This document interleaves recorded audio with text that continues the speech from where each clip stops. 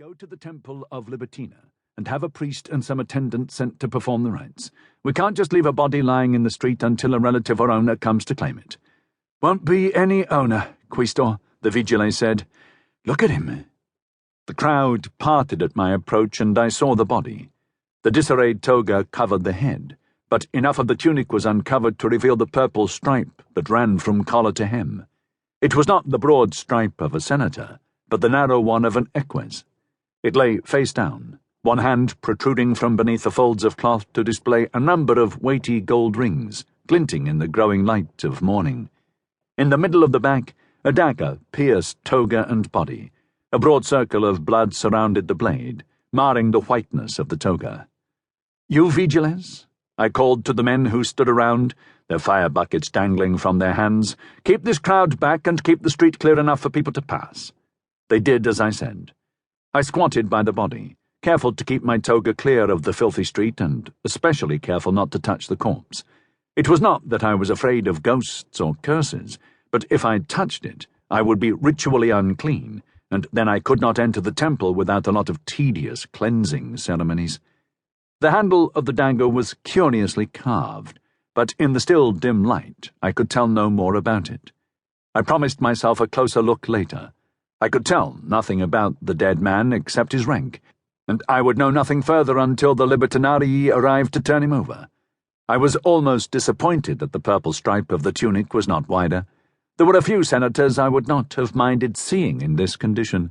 Even worse luck, it could not be a patrician, because then I could have amused myself by hoping it would be Clodius's face I would see. Within a few minutes, a lictor cleared a way through the crowd, the people parting magically before his fasces. Behind him was a senator I recognized. It was Caius Octavius, who had been appointed a Iudex Questionis for that year. I stood when he arrived. The praetor Rufus has sent me to report to him on this matter, he said. I don't suppose there were any witnesses? Are there ever? I answered. Who is he? That's what I would like to know, I said. Then, we may know soon. Here come the corpse takers. Down the street came the one sight guaranteed to make Romans stand back, the Libertinarii, preceded by their priest with his long-handled mallet. With their long red tunics, their high buskins, their pointed Etruscan beards, wide-brimmed felt hats, and high, pointed false ears, they are the ghastliest sight anyone could ask for so early in the morning. People jumped back with their thumbs protruding from their clenched fists, or fished out tiny phallus amulets, and pointed them at the Libertinarii.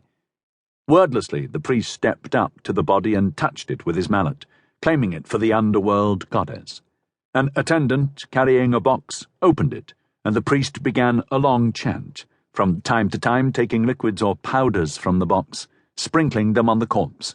When the lustrum was finished, the attendant closed the box. "Turn him over," Octavius instructed. The attendants crouched by the corpse. One of them plucked out the dagger and nonchalantly tossed it to the pavement. Grasping the corpse beneath the shoulders and knees, they rolled it over. I did not recognize the man. He appeared to be about 50 years old, with sandy, greying hair. His mouth and eyes were open, but his face bore no readable expression. I saw that the other hand was equally beringed. "Does anyone here know him?" Octavius asked loudly. Amid muttering and shrugs, a man came forward. "That's Manius Oppius, sir. He lived, not far from here. I've delivered sandals to his house a number of times.